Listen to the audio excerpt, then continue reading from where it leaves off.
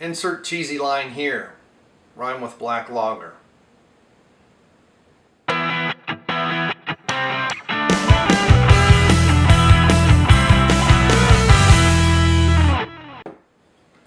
Hey, it's Brian Lake back with another beer review, and here we have Sam Adams. This is part of their seasonal fall pack. Can't wait for the seasonal Christmas pack, and we'll have a bunch more beers to go through. So, Black Lager by Sam Adams. There's a bunch of black lagers in Untappd. I was very surprised, and Guinness apparently makes one I'm going to have to check out. Now, many times when people think of lager, they think of a nice golden colored beer, but that doesn't necessarily mean anything. Lager just means to store, and it's beer that's stored at cooler temperatures. The secondary fermentation happens at cooler temperatures. Sometimes the primary is a little bit less than an ale. Many times you get various esters when you ferment at higher temperatures. Many of your Belgian beers are like that, and you want those flavors. Sometimes you don't want those flavors.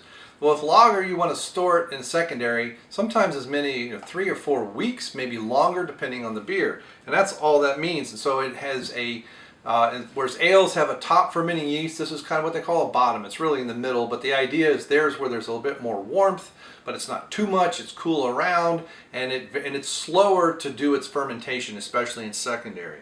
So it has to store. Lagers tend to be cleaner, they tend to have a crisper flavor to them. So it's going to be interesting. This is crisp and dark with hints of cocoa. So there's the crispness again coming from the lager. They tend to be clear beers, and off flavors tend to have settled out. Not always, but hey. So hints of cocoa. So I don't know if that means it has cocoa or it's just from a flavor that you get from the roast of the malt. So, it does taste it smells very roasted malt-like. Because basically you can get a lot of those, what they actually call carob flavors, but cocoa flavors. You can get nut, roasted nut, sometimes caramel, because from a crystallized malt that's been baked. And you roast these malts at various temperatures, and you can get all kinds of flavor profiles without adding those actual ingredients in there. So, on the nose, it's nice roasted malt, and it is just barely hints of cocoa. They're very hard to discern.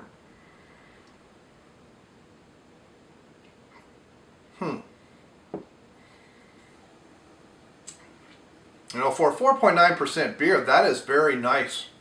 As a sipping, it almost has a soda-like, almost like a Coca-Cola-like quality, and it's roasted. That's why I wonder if it has actual cocoa in it. It doesn't say, so I'm going to go by no, because it does say hints of cocoa, but it is dark.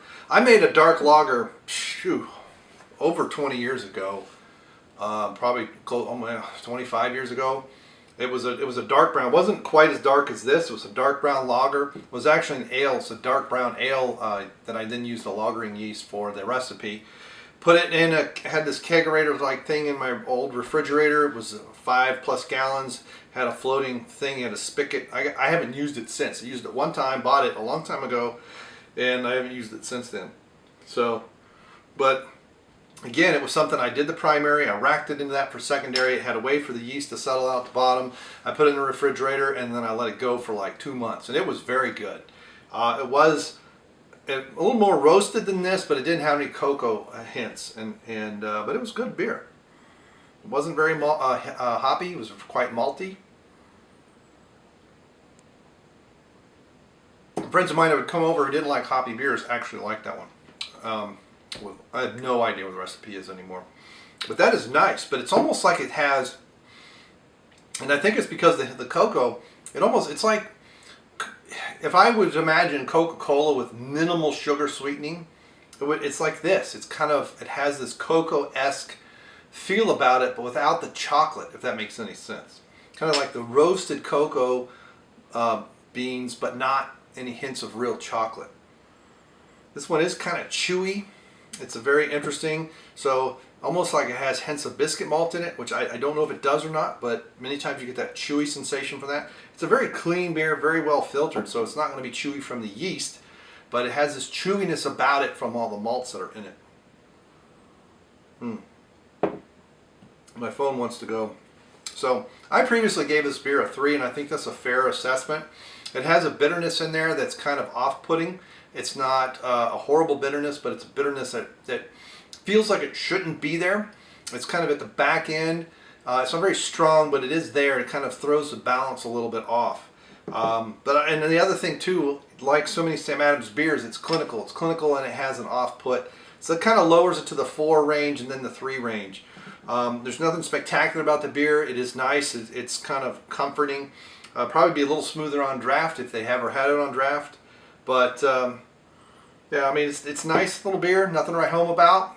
Definitely could have it with, I would do it with roasted meats or baked, you know, say whole chickens, turkey, game hens, stuff like that. With the potatoes and especially sliced potatoes with hints of cloves of garlic and onions and a little bit of cracked sea salt, fresh vegetables, stuff like that. So I would do this with, I guess that's really baked meats, but the whole, not like a ham, but like a bird, like game birds that are baked whole or deep fried whole, nice and crispy skin. This would be a good beer to go with that. So there you go. I give it a 3 out of 5. Have you had the Black Lager from Sam Adams this seasonal? Do you like it, not like it? Let me know in the comments below. And we will see you next time. Bye.